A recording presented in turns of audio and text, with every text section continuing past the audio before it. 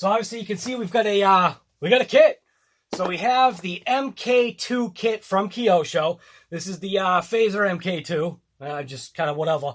But we're actually also going to do a challenge. So on the channel, I'm announcing a challenge. It's called the Rally Car Challenge. And we'll go into the details of that later or at a later date. But if you're interested in finding out what's inside this box right here, this is actually the upgraded version kit. So this is also what they call an 80%er. So this is the kit that we're talking about right here, FAZER MK2. Looks like it says MKZ, but they call this an 80% kit. So basically the only thing that you're going to have to provide, I mean, it even comes with its own tires and wheels. You're going to have to provide your own electronics and obviously the body of your choice that would fit this platform. So if you're interested in seeing this episode from RC Guy Garage, and then we'll obviously talk about what the challenge is, stay tuned for this episode, and let's see what's inside the box. So here's the kit right here. So we'll know what's inside of the box. Just get a quick little look at it right here. You can see right on the box right there. Hopefully you can read it.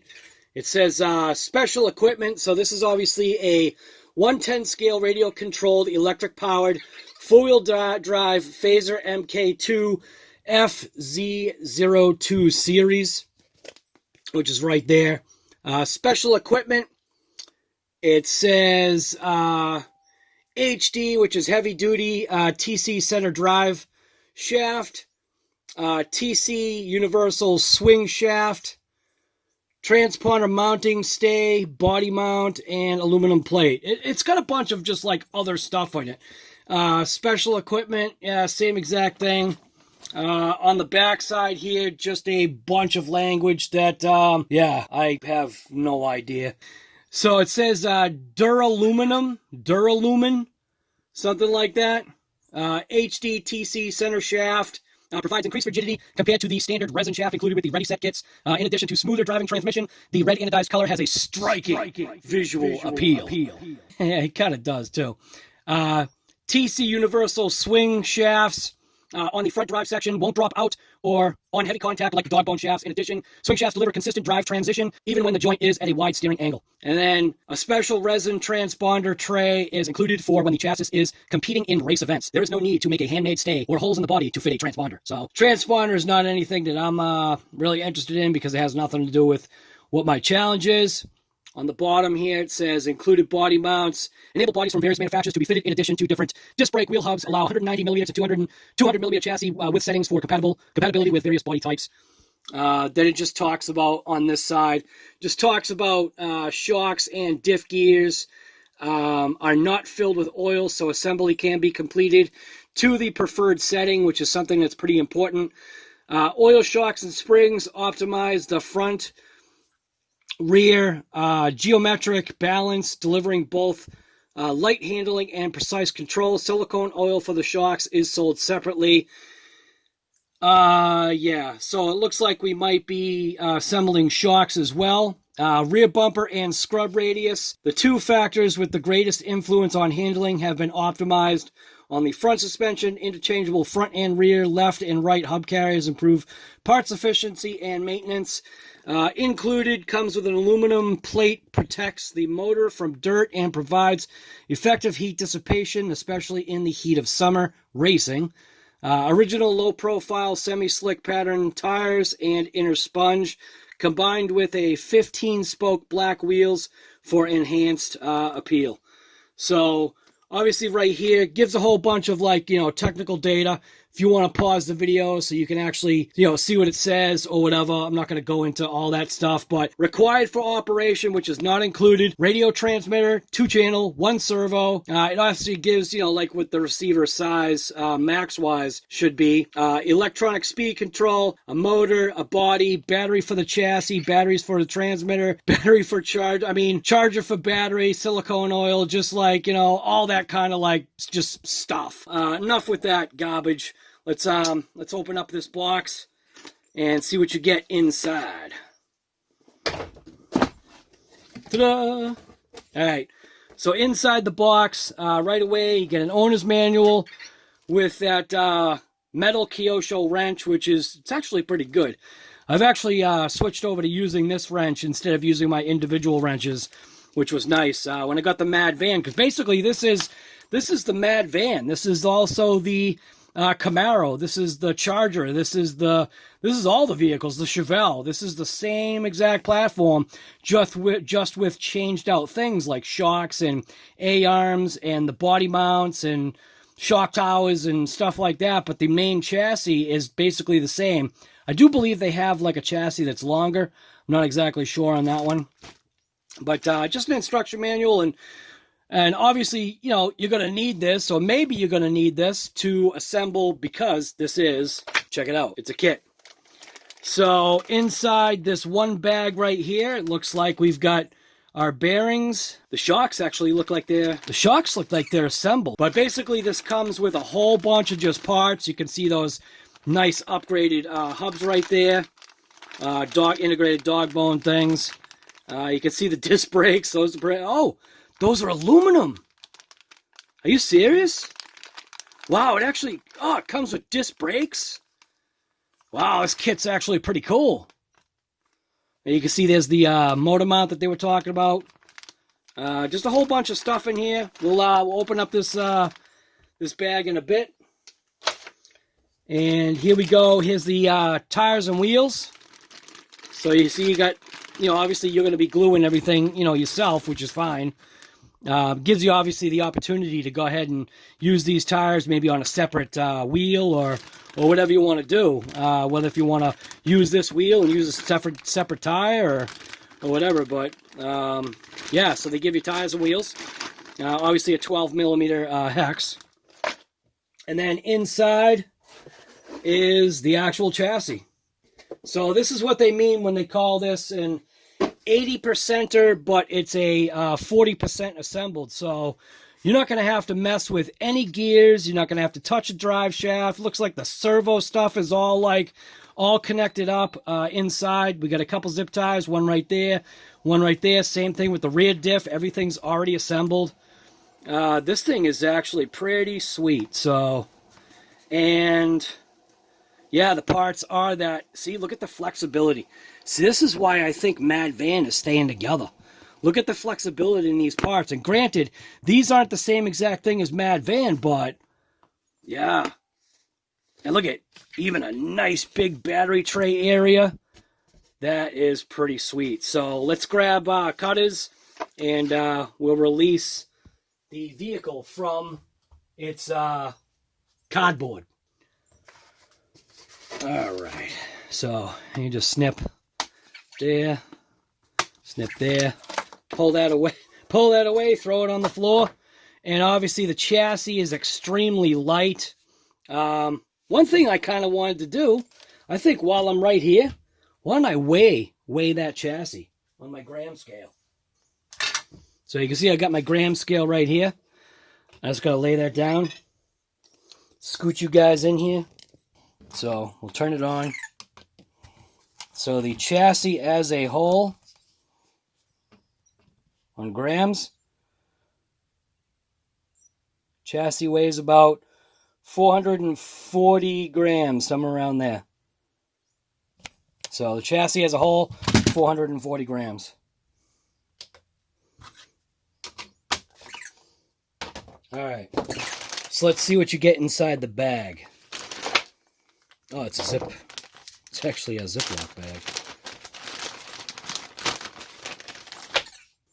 All right, so inside the bag, this is what we get.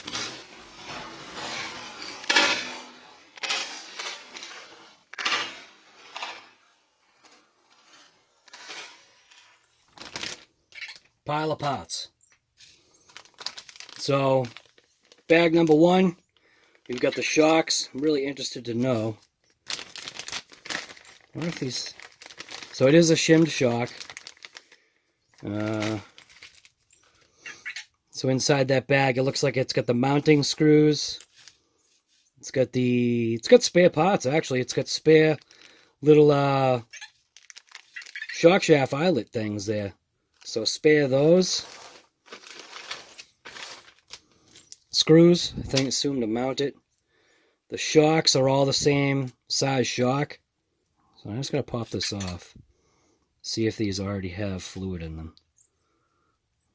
Kind of interesting to know. I would assume no. Yeah. Nah, they feel dry. Let's open one up. Yeah, they're definitely dry. It makes sense, too. Because that way you can tune it. Oh, it's a bladder style, too. Oh, that's cool. It's a bladder style. So, yeah, so there you go. So you can tailor the vehicle. I assumed, oops. I had assumed that it wasn't going to be, that it wasn't going to have oil in it. I did really assume that, but you never know. You never know what they would do. So, there we go.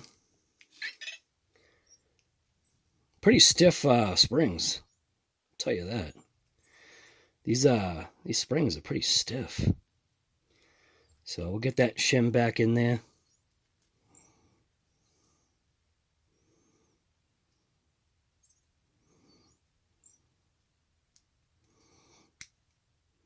Here we go.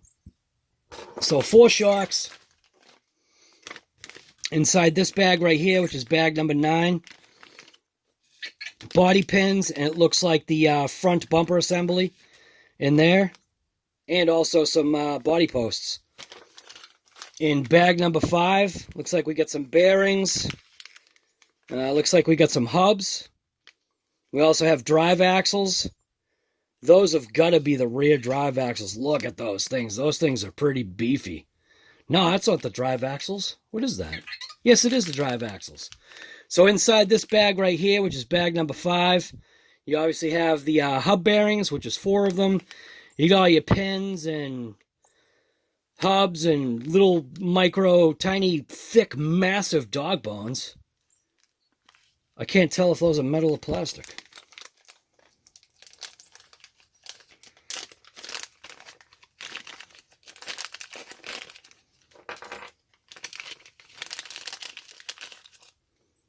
Yeah, they're like a composite. They're probably strong, though. They're probably strong. These pieces are also that plastic, which is fine. 135 bucks, what do you expect, you know? You're not going to get all the goodies. Almost looked like it was shrink tubing. You can obviously see right away, right in the chassis itself, it's got the upgraded drive shaft. In this bag right here, bag number 4, these are those aluminum little bits. This is obviously those special CV joints for the front, so you can have a real high steering angle. I'm assuming what they potentially, are providing you with is for a drift car, a car that can really steer. So, inside bag number 11, it looks like we have possibly a rear body mount, maybe, something like that, or it's just like an optional body mount. But bag number 11 looks like a body mount. Bag number 2, yeah, I don't know. Looks like it has to do with that transponder thing. It's got like a bunch of screws. Maybe this has, maybe this is the servo mounting plate. You know that? Yeah, as a matter of fact, this is the servo mounting plate. It's got some sticky tape in there. Servo mounting plate. You can see the servo horns right there. In this bag right here, more hubs. This looks like it has to do with the front. The only reason why I say that is because it does have, it looks like steering suspension legs, so non-adjustable. So, and then obviously 4 bearings for those front hubs. So the nice thing is that both the front and rear hubs are interchangeable. So, yeah, so that's a pretty good deal right there. And obviously, it's got the steering block pieces too as well. Inside this bag, looks like they give you a pinion, a motor plate, or a motor, one of those adjustable spinny turn things that basically, I don't know, I guess you call it keyed, so that you can put your motor in whatever tooth, I guess, position that it is. They do give you one spur, It looks like they are giving you extra differential case gaskets that got that metal motor plate in there to draw heat away from the system. And then in the last bag right here, last if not least, bag number 7 has the rotors. So looks like so we've got different offsets. That is pretty cool. So this has different offset rotors. So I'll get 2 out so I can show you what I'm talking about. So it looks like it comes with 8 of them. So you obviously have one that has a flatter profile and one that has a much taller profile, or giving you a wider profile on those fake kind of disc brake things. I thought these were aluminum.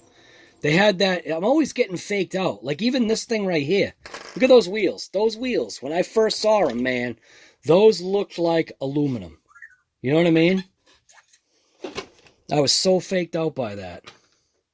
Looks like they give you red disc calipers to, accentuate that. I guess accentuate that look. If that's what you wanted to go with. What else is inside the bag? Bag of screws, which these are probably 2mm.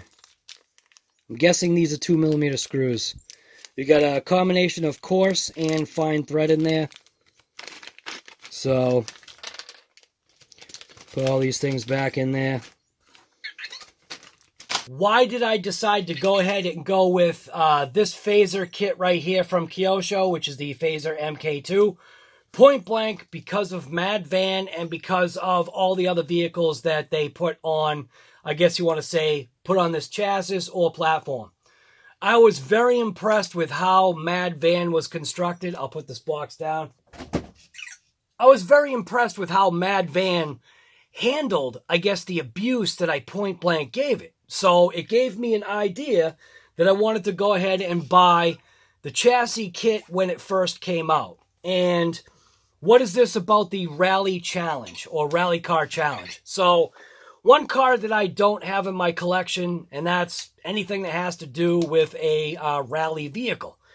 This is the perfect platform for that because not only does it do a street car, a drift car, a rally car, monster truck like Mad Van, there's so many different things that you can do with this kit right here. So if you joined the Rally Car, Rally Car Challenge, you did the challenge, you then still have a kit that you can modify and change to turn it into a Mad Van if that's what you felt like, or turn it into a drift car.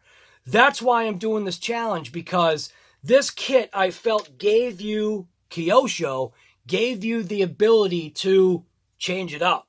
So I'm going to just explain right now what the rules are for this rally challenge, and that way you can see whether if you even want to be involved at all. So the rules for this thing here. So now what this is going to be called. Now this was a challenge basically between JORC and myself, RC Guy Garage. Technically it was his idea because I didn't know what I was going to do with the kit, and he had mentioned something along the lines of a rally car. So together we decided to go ahead and form a challenge. So RC Guy Garage and JORC, it's a challenge. So now the rules that I have actually come up with. Number one, this was his suggestion. This gave a level playing field. That's what's crazy when you think of where we're going to take this. So the level playing field of the Rally Car Build Challenge is, number one, a level field testing grounds, which would be a baseball diamond. So most towns or nearby towns have some type of baseball diamond, and what we're going to do is make use of that baseball diamond using these cars when they're done, being built. And obviously the terrain will kind of be like rally car terrain. Number two, must be built using non-chassis modified FAZER MK2 kit. This levels the field within its own design. Number three, any power system that you desire. I mean, the chassis itself and its components will kind of dictate that you're not going to put 12S into it. If you want to put 16S into the car, go right ahead. Have at it. But is it going to make it? That's where rule number 4 comes into play. So number 4, must be able to complete 4 complete laps around that baseball diamond. 2 in one direction, 2 in the other direction. The intent is start it obviously home plate, make it all the way around, make it all the way around for your second lap, and as you're coming to the home plate, do a 180 right around the plate, and then do 2 laps going the opposite direction. And then obviously you gotta have a camera involved. So set up a camera, do a tripod, figure out a timer, and then you'll be able to figure it out, you know, from there. Most software has the ability to be able to put in a timer, you know, when you go do like the post editing.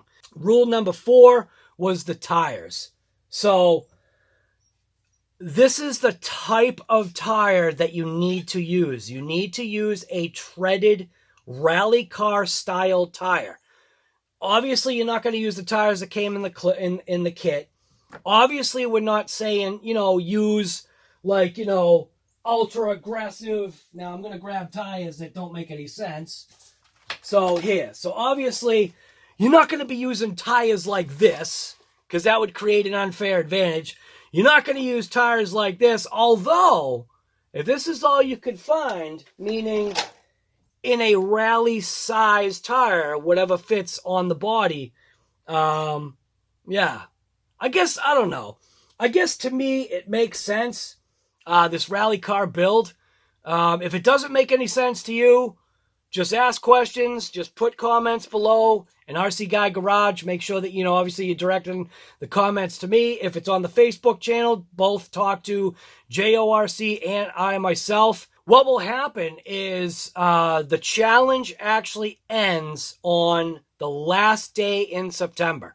So it gives you plenty of time, hopefully, to find the kit and start and build your vehicle. Like I said, electronics. You could do anything from 2 to 16S, whatever you want it to do.